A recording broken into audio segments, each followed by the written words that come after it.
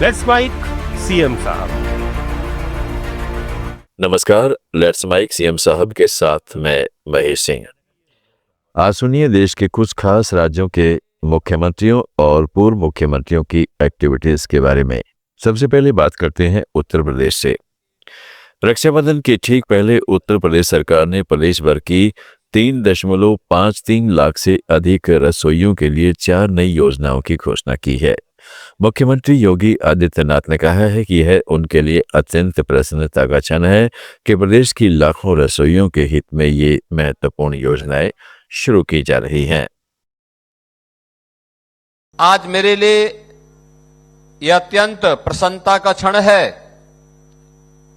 कि रक्षाबंधन के ठीक पहले हम प्रदेश भर की 3,53,000 से अधिक रसोइयों के 4 नए कार्यक्रम को लेकर के यहां पर आए हैं।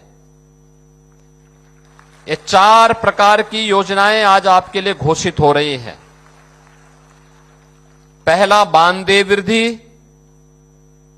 दूसरा, अगर किसी रसोइया के साथ कोई दुर्घटना हो जाती है तो उसके परिवार को 2 लाख रुपए की सहायता स्टेट बैंक के माध्यम से उपलब्ध करवाने की।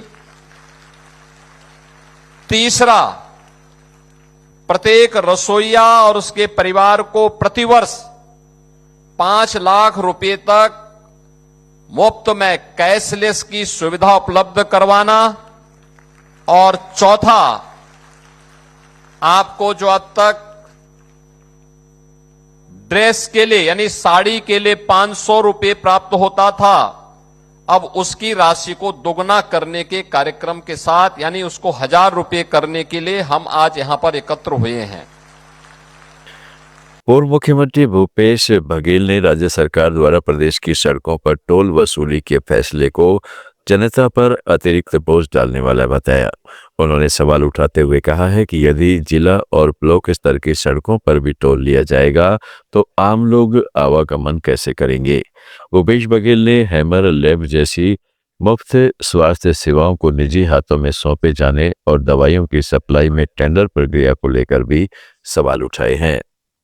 राज्य सरकार ने एक फैसला लिया है, सड़कें अब प्राइवेट कंपनी को सौंपी जाएगी। वो बनाएगी, बिल्ड करेगी, टोल वसूलेगी और फिर 20-30 साल के बाद में सरकार को सौंपेगी। इस तरह का फैसला लिया गया है। एजेंसी बनाया गया है हाउसिंग बोर्ड को और पहली सड़क चुना गया है अंडा से बालोद के बीच में 45 किलोमीटर। मतलब सरकार के पास पैसा नहीं है। जिला स्तर के जो सड़कें हैं ये राष्ट्रीय राजमार्ग वगैरह में रखते थे टोल का, क्योंकि गाड़ी का आवागमन बहुत ज़्यादा होता है।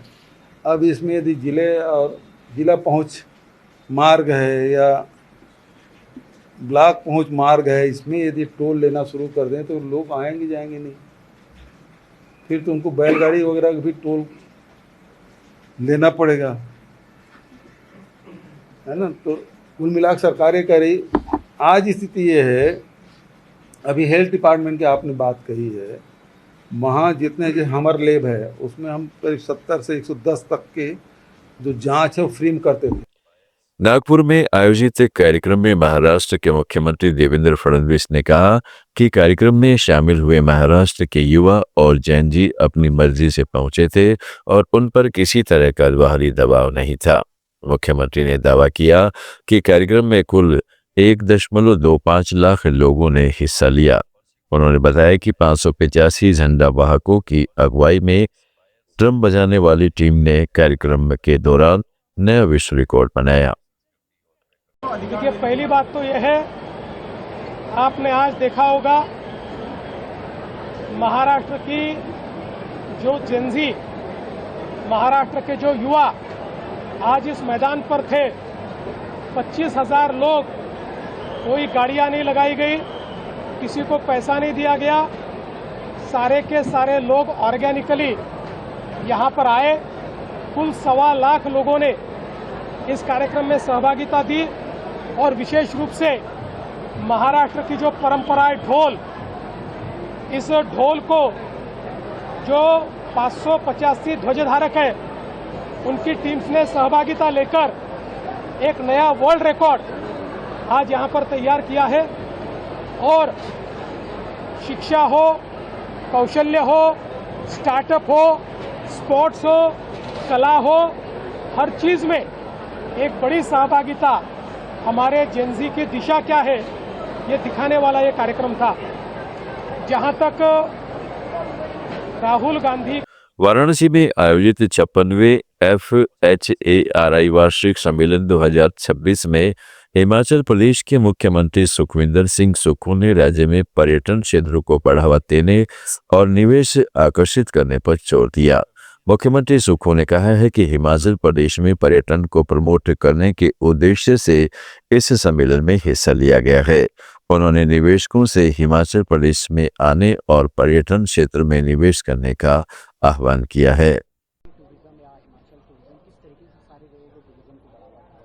देखिए, ये जो सम्मेलन था इसमें हमने भाग लिया हिमाचल में टूरिज्म को प्रमोट करने के लिए, और जो टूरिज्म इंडस्ट्रीज आई है, रेस्टोरेंट्स आए, उसको प्रमोट करने के लिए हमने इसमें पार्टिसिपेट किया। और मुझे बड़ी खुशी है कि जी हमने अपने हिमाचल के बारे में, जो कि Shivalik hills, mid Himalaya hills, big Himalaya से ढका पड़ा है, snow bound area more than Switzerland है, वाटर बॉडीज है, डेंस फॉरेस्ट है, ये सब चीज़ों को हमने यहाँ बताया है। और हम चाहते हैं कि इन्वेस्टर आए हिमाचल में, होटल इंडस्ट्रीज में इन्वेस्टमेंट करे, कोई प्रतिबंध नहीं है। और क्या नया इनिशिएटिव है?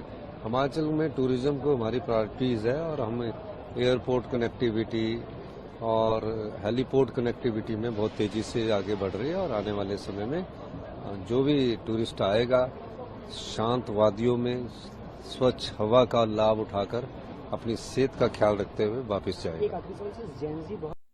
छत्तीसगढ़ के मुख्यमंत्री विष्णुदेव साय ने बताया है कि अपने 2 दिवसीय दिल्ली दौरे के दौरान उन्होंने द इकोनॉमिक टाइम्स के वर्ल्ड लीडरशिप प्रोग्राम में हिस्सा लिया।